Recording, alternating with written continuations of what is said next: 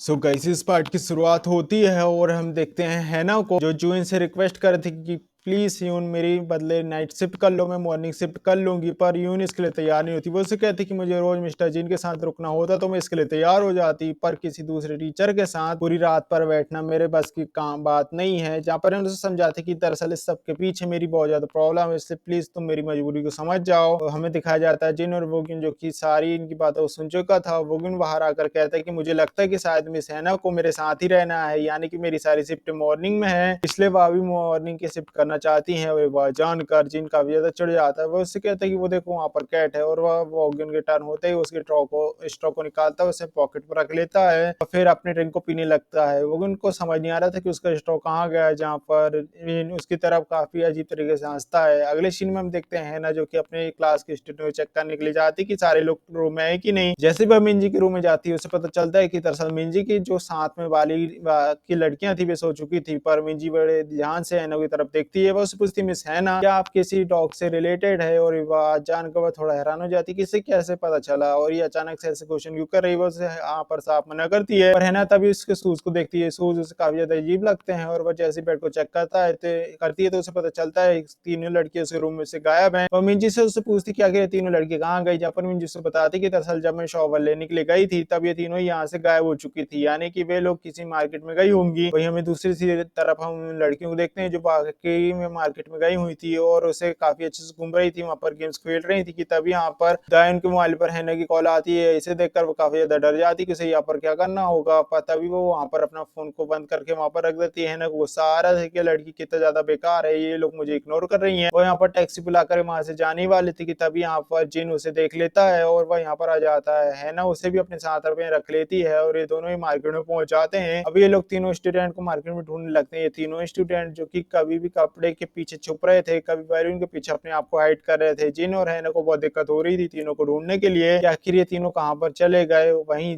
12 भी बजने वाले थे और हैना डॉग में बदलने वाली थी। बात जानकर हैना हैरान हो जाती कि 12 बजते ही वह गायब हो जाएगी। वह कहती कि वह वापस से स्टूडेंट को ढूंढने के लिए जा रही है। जिन उससे कहते कि हम अलग अलग क्यों जाए, हमें साथ में जाकर ढूंढना चाहिए, दरअसल इतनी रात में मैं आपको यहाँ पर इतना अकेला ढूंढना सही नहीं होगा। पहले तो वह काफी ज्यादा उसे समझाने की कोशिश करती कि मुझे जाने दो, पर जिन जब उसकी बात नहीं मान रहा था वो उसे कहते कि मुझे बहुत ज्यादा प्रॉब्लम हुई है, प्लीज मुझे जाने दो, वॉशरूम जाना है। और जिन उसका हाथ तोड़ देता है और है ना वहां से भागते हुए चली जाती है। वहीं चोयुल है ना के डॉग हाउस के पास उसे खाने देने के लिए आया हुआ था, पर वह जैसे ही देखता है कि है ना यहाँ पर है नहीं, इसलिए वह भी घबरा जाता है। वह सोजिन और पीटी टीचर की बातों को छुपकर सुन रहा था, जहाँ पर पीटी टीचर जिन और हैना की हेल्प करने के लिए मार्केट जा रहे थे। वह जानकर चोइल को ये सारी बातें पता चल चुकी थी। वहीं हम दूसरी तरफ हैना की डॉग शोडो को देखते हैं, यानी कि अब वह डॉग में बदल चुकी है। वहीं हम पे तीनों लड़कियां जो कि साथ में बैठकर खाना खा रही होती है, तभी यहाँ पर पीटी टीचर उन्हें पहचान जाते हैं, उन्हें रुकने के लिए कहते हैं, पर तीनों यहाँ पर रुकते नहीं बल्कि यहाँ से भागती हैं। टीचर को देखकर जल्दीबाजी में वे लोग अपने पर्स को वहीं पर छोड़ देते हैं और पीटी टीचर जो कि काफी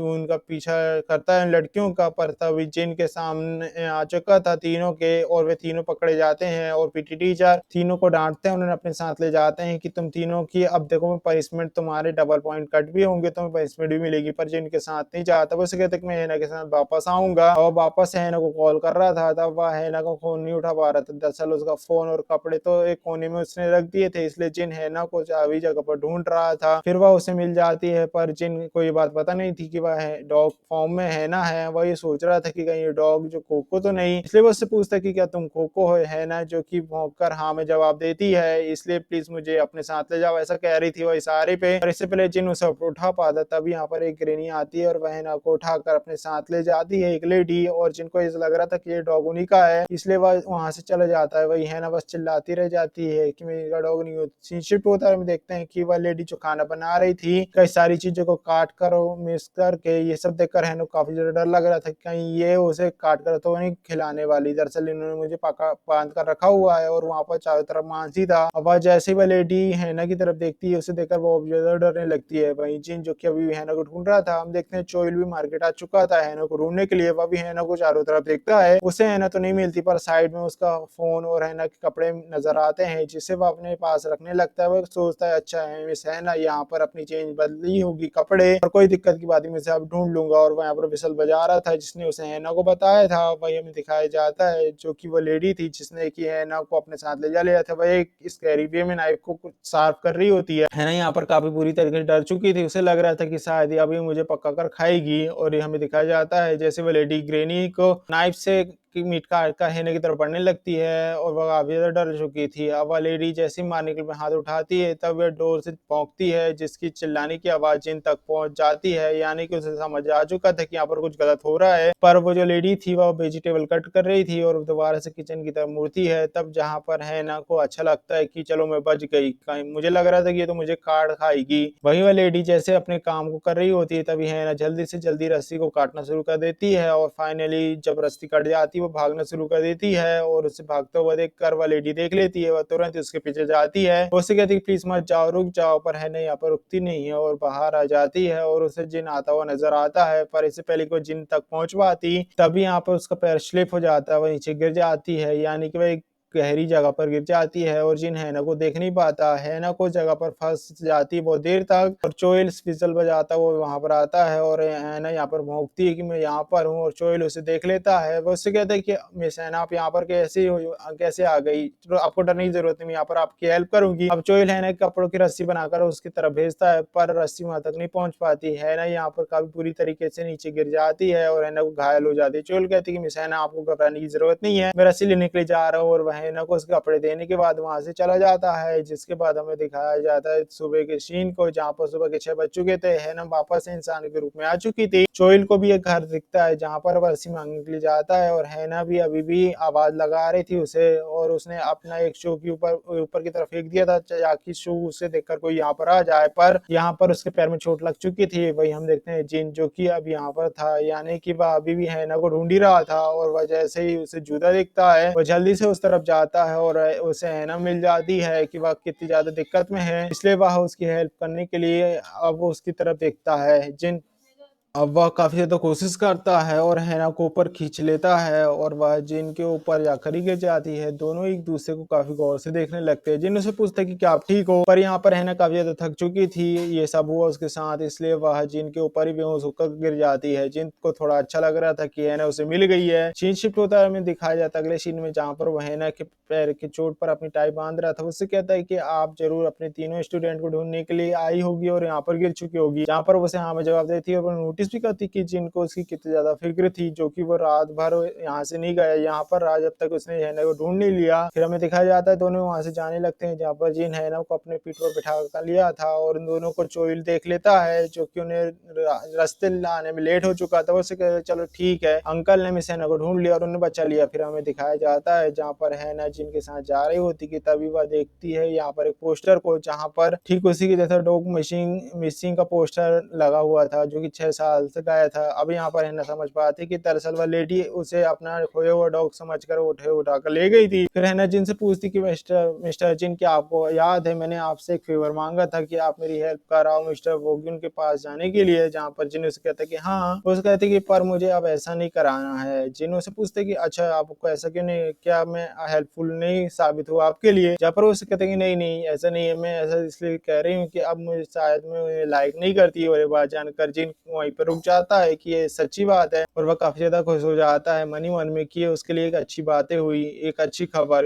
नेक्स्ट सीन में ये दोनों फाइनली गेस्ट हाउस में पहुंच चुके थे, यहाँ पर सारे लोग थे। वो क्यों दूर से उन दोनों को देखते हुए कह रहा था अच्छा है तुम दोनों एक दूसरे के करीब आ रहे हो, अच्छी बात है, फिर मैं एक दूसरे से तुम दोनों को अलग कर दूंगा। फिर फाइनली मिंजी वोगिन के पास आती है और उससे कहती है कि आप भी हमारे स्कूल के टीचर हो, जहाँ पर वोगिन मिंजी को देखते ही रह जाता है। हमें पता चलता है ये ठीक उसकी ही ओल्ड लव यानी पुराने प्यार की तरह ही थी। हो सकता है कि ये उसका दूसरा जन्म हो, और वोगिन सदमे में पहुंच चुका था, वो कुछ भी नहीं कह पाता और चुपचाप से वहां चला जाता है। दूसरे सीन में हम देखते हैं हैना, जो कि अपने रूम में थी, और वे तीनों स्टूडेंट जो कि हैना से मिलने के लिए आई हुई थी, जो कि हैना को सॉरी कहते हैं। फिर वो उन्हें बताने लगती कि दरअसल हमारा पर्स कल रात मार्केट में एक शॉप में खो गया, उसमें काफी सारे पैसे थे, से क्या आप हमें वो वापस लाकर दे सकती हो? जहाँ पर है ना ये बात जानकर और भी ज़्यादा परेशान हो जाती है, क्योंकि तुम दोनों उसके लिए कि ज़्यादा प्रॉब्लम खड़ी कर रही हैं। नेक्स्ट सीन में हम देखते हैं जहाँ पर है ना जैसे ही मार्केट में पैसे निकली जाती है कि तभी यहाँ पर इस बार जिन उसे मिल जाता है, जिससे है ना सारी बातें बता देती है। उसे पूछता है कि क्या आप मेरे साथ चलोगे मार्केट? जहाँ पर ये बात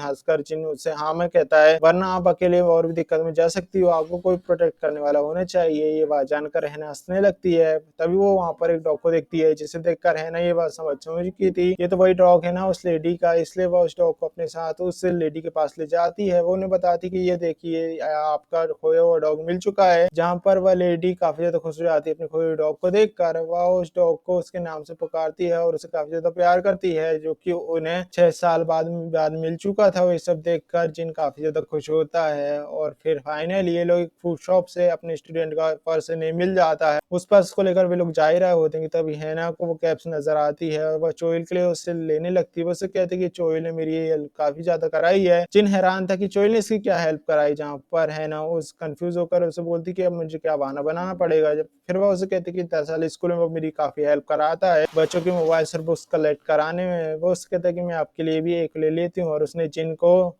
ग्रे कैप और कई सारे कैप उस पर ट्राई करती है। वो उसे कहते हैं कि इसमें कौन सी ज्यादा अच्छी लगी, और फाइनली वह ग्रे कलर की कैप उसके लिए चूज कर लेती है। जिन है ना कि इस बिहेवियर पर शर्माने लगता है। भाई हम देखते हैं दूसरे एक आदमी को जो परेशान था काफी ज्यादा, वह किसी गेम में अपने सारे पैसे को हार चुका था। फिर वह हैना को देखता है और वो उसकी फोटोज को क्लिक कर रहा था। वो कहता है कि ये तो ह्यूना की छोटी बहन है ना। और ये बात हमें स्टोरी पास्ट की स्टोरी सुनाई जाती है। हमें पता चलता है कि दरअसल ये तो हैना की बड़ी सिस्टर यूना का बॉयफ्रेंड था। उसे डॉकर्स के बारे में पता चल चुका था, उसने उससे ब्रेकअप कर लिया था। अब हैना इस आदमी को मनाने के लिए आई हुई थी, प्लीज मेरे सिस्टर के साथ ऐसा मत करो। वह काफी ज्यादा रो रही है। तब आदमी कहता है कि मुझे क्या करना है, तुम्हारी बहन एक मॉन्स्टर है, उसके साथ मैं नहीं रह सकता। और ये बात जानकर हैना गुस्से में कहती है कि इसमें हमारा क्या कसूर, जब हम पैसा ही हमारे कर्ज के साथ हुए। ये बात जानकर वह आदमी हैरान हो चुका था कि यानी कि तुम भी अपनी बहन जैसी हो। और प्रेजेंट में हैना को देखते हुए कह रहा था कि क्या इसके बॉयफ्रेंड को पता है कि लड़की एक जानवर, एक मॉन्स्टर, एक और को सोच रहा होता है, यानी कि अब ये शायद उसे ब्लैकमेल करने वाला था।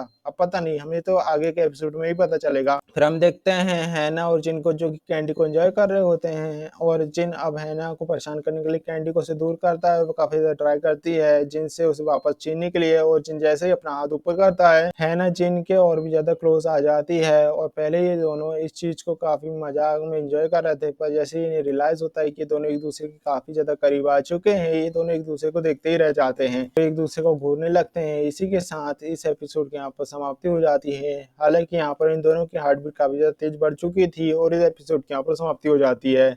अब आगे क्या होगा यानी हमें अगले एपिसोड में ही पता चलेगा। जो वीडियो अच्छा लगा वीडियो लाइक कर, चैनल को सब्सक्राइब करना ना भूले। मिलते हैं नेक्स्ट एपिसोड में, तब तक के लिए बाय।